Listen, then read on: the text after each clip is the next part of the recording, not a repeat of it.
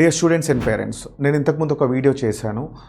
1 week ముందు నుంచి ఎలా ఉండాలి అదే వీడియోని మీరు కావాలని చూడొచ్చు. నేను ఒక్కసారి జస్ట్ ఒక 30 సెకండ్స్లో రివైజ్ చేసి ఎగ్జామ్ని ఎలా రాయాలి దాని గురించి నేను డిస్కస్ చేస్తాను. 1 వీక్ ముందు నుంచి మీరు ఏవి కొత్త చాప్టర్స్ కానీ కొత్త టాపిక్స్ చదవద్దు, కొత్త బుక్స్ కానీ కొత్త వీడియోస్ కానీ ఏవి చేయకండి. మీరు ఇన్ని రోజులు ఏదైతే చేశారో ఆ ఫార్ములాస్ అవ్వచ్చు, ప్రతిదీ కూడా రివైజ్ చేసుకోండి, షార్ట్ నోట్స్ చేసుకోండి. కామ్గా ఉండండి, కాన్ఫిడెంట్గా ఉండండి, స్లీప్ని ప్రాక్టీస్ చేయండి. ఎందుకంటే రైట్ టైంలో నిద్రపోండి అండ్ రైట్ టైంలో లేయండి. 9 to 12 అండ్ 3 to 6 టైంలో బాగా యాక్టివ్గా ఉండడానికి ట్రై చేయండి. అదే టైంలో మాక్ టెస్ట్ రాయమని కూడా నేను చెప్పాను. మాక్ టెస్ట్ రాసిన తర్వాత మార్క్స్తో మీకు సంబంధం లేదు.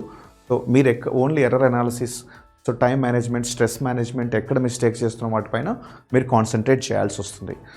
తర్వాత పాజిటివ్గా ఉండండి, హెల్తీ ఫుడ్ తీసుకోండి. ఈ 1 వీక్ స్లీప్ ప్యాటర్న్స్ అనేవి చాలా ఇంపార్టెంట్. నైట్ కంపల్సరీగా టైంకి నిద్రపోండి. అండ్ సెకండ్ పాయింట్, రేపు ఎగ్జామ్ అనగా ఒకరోజు ముందు రోజు వెళ్ళి ఒకసారి ఎగ్జామ్ సెంటర్ అదేనా కాదా కన్ఫర్మ్ చేసుకోండి. ఎగ్జామ్ సెంటర్ పేరుతో 2-3 ఉండే ఛాన్సెస్ ఉంది కాబట్టి కన్ఫ్యూజ్ అయ్యే అవకాశం చాలా ఉంటుంది. అండ్ మనకు తెలుస్తుంది పబ్లిక్ ట్రాన్స్పోర్ట్ వాడాలా, ఏది వాడాలనేది. మనం ఎగ్జామ్ రోజు అట్లీస్ట్ ఒక 2 hours ముందు అయితే వాళ్ళే చెప్పారు. మనం ఇంకొక 1/2 hour ముందున్నా ఏం కాదు. మీరు రిలాక్స్డ్గా అక్కడికి వెళ్తే మనకు అక్కడ ఆధార్ వెరిఫికేషను, అవన్నీ మన hall ticket verification, checking process ఇవన్నీ ఉంటాయి. ఆన్ టైంలో ఉంటే మాత్రం అది బెనిఫిట్ అవుతుంది. లేదు రష్లో ఉన్నప్పుడు మాత్రం టెన్షన్, స్ట్రెస్ వస్తుంది. అన్నెసెసరీగా ఈ 2 years ఆఫ్ ప్రిపరేషన్ మొత్తం కూడా వేస్ట్ అయ్యే ఛాన్స్ ఉంది. కాబట్టి ఆన్ టైం అనేది చాలా చాలా ఇంపార్టెంట్. మీతో పాటు ఇంకెవరినైనా తీసుకెళ్ళండి.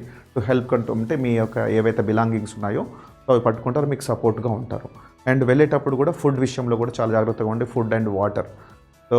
మీరు మార్నింగ్ అంత ఎర్లీగా తినడం కంటే క్యారీ చేసుకోండి. మామూలుగా 7కో 8కో తింటారు కాబట్టి ఆ టైంలో వెళ్ళే కంటే ముందు జస్ట్ బ్రేక్ఫాస్ట్ లైట్గా చేసుకొని లోపలికి వెళ్ళాలి. అండ్ వెళ్ళేటప్పుడు కంపల్సరీగా ఆధార్ కార్డు ఏదైతే మనం ఐడెంటిటీ ప్రూఫ్ ఏదైతే పెట్టామో అదే దాన్ని మనం క్యారీ చేయాల్సి వస్తుంది. అండ్ ఫోటోగ్రాఫ్ కూడా మనం ఏదైతే అప్లికేషన్ ఫామ్లో ఉన్నామో అండ్ అటెండెన్స్ షీట్ కూడా ఉంటుంది, దాంట్లో కూడా సేమ్ ఫోటో అంటించాలి. అండ్ 2-3 జిరాక్స్లో ఒక రోజు ముందే తీసేసుకొని పెట్టుకోండి. And white transparent pen and water bottle కూడా ట్రాన్స్పరెంట్గా ఉండాలి. ఎలాంటి ఎలక్ట్రానిక్ గ్యాడ్జెట్స్ కానీ ఎలాంటి ఫోన్స్, క్యాలిక్యులేటర్స్ ఏవి కూడా లేదు. అండ్ ఇంకొకటి ఏంటంటే షూస్ కూడా అలో చేయట్లేదు. మళ్ళీ షూస్ మనం బయట ఇప్పేసి వెళ్ళిపోవాలి.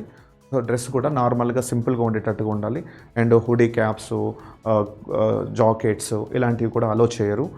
మళ్ళీ బయట పెట్టాల్సి వస్తుంది. సింపుల్ షర్ట్స్ గర్ల్స్ కానీ బాయ్స్ కానీ సింపుల్గా ఉండేటట్టుగా ప్లాన్ చేసుకోండి. అండ్ మెహందీ కూడా వాళ్ళు కొన్నిసార్లు అలో చేయట్లేదు. ముందు ఏదైనా ఉంటే ప్రాపర్గా హ్యాండ్స్ నీట్గా క్లీన్గా ఉండేటట్టుగా చూసుకోండి. ఇవి చిన్న చిన్న విషయాలు. ఎందుకంటే అక్కడికి వెళ్ళిన తర్వాత ఇబ్బంది పడే ఛాన్స్ ఉంటుంది కాబట్టి చెప్తున్నాను. ఫొటోసు, ఆధార్ కార్డు అంటే ఏదైతే ఐడి ప్రూఫ్ ఉందో అవి, అండ్ అడ్మిట్ కార్డు, ఒక 2-3 అడ్మిట్ కార్డ్స్. వీలైతే కలర్ ప్రింట్ తీసుకోండి. ఎందుకంటే కొన్నిసార్లు బ్లాక్ అండ్ వైట్ అడుగుతున్నారు, కలర్ అడుగుతున్నారు.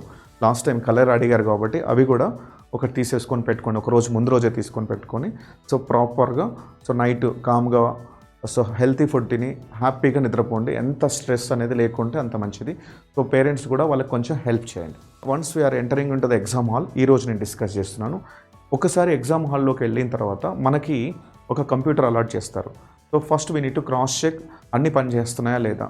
ప్రాపర్గా మౌస్ కానీ కీబోర్డ్ కానీ ఇవన్నీ ప్రాపర్గా పనిచేస్తున్నాయా అనేది చూడాలి. ఏ మాత్రం కొంచెం అటు డౌట్ ఉన్నా అక్కడ వాలంటీర్స్ ఉంటారు. ఏం భయపడవద్దు, వాళ్ళు పిలిస్తే వాళ్ళ డ్యూటీ అది కాబట్టి. తర్వాత attendance sheet, photos, formalities, left side thumb impressions ఉంటాయి, వాళ్ళు చెప్తారు. వాళ్ళని మీరు ఫాలో అవ్వండి. దాంట్లో ఏమీ ఉండదు. ఒక ఎగ్జామ్కి స్టార్ట్ అవుతుందనగా ఒక 1/2 hour ముందే ఉంటే ఏంటంటే కొంచెం మనకు ఆ అట్మాస్ఫియర్ అనేది అలవాటు అయిపోతుంది.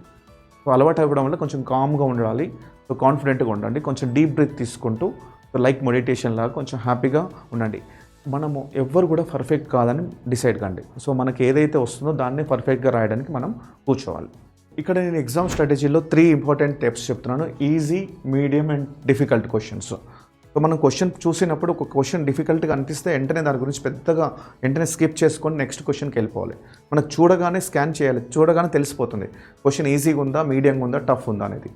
ఫస్ట్ మనం ఏం చేయాలంటే ఈజీ క్వశ్చన్స్ చేయాలి. ఈజీ క్వశ్చన్స్ చేసుకుంటూ పోవాలి. ర్యాండమ్గా చేసుకుంటూ వెళ్ళండి. Chemistry, physics, maths. కొన్ని క్వశ్చన్స్ మిగిలినా పర్లేదు, మళ్ళీ మనం సెకండ్ రౌండ్కి వస్తాం.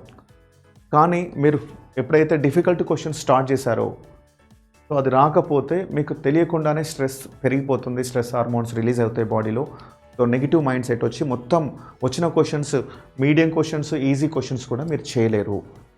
సో ఇది చాలా ఇంపార్టెంట్. ఎంత కాన్ఫిడెంట్గా ఉన్నామో, ఒక క్వశ్చన్ డిఫికల్ట్గా ఉంటే మీకే కాదు అందరికీ డిఫికల్ట్ అది.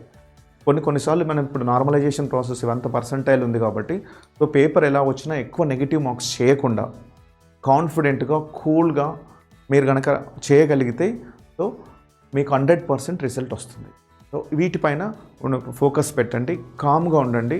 సో క్వశ్చన్స్ని నేను చెప్పిన ప్యాటర్న్లో సో ప్రాపర్గా చేస్తే ర్యాంక్ వచ్చే అవకాశాలు చాలా ఎక్కువగా ఉన్నాయి. సో ఈ విషయాల్లో మీరు ఫాలో అవుతారని ఆశిస్తూ థ్యాంక్ యూ.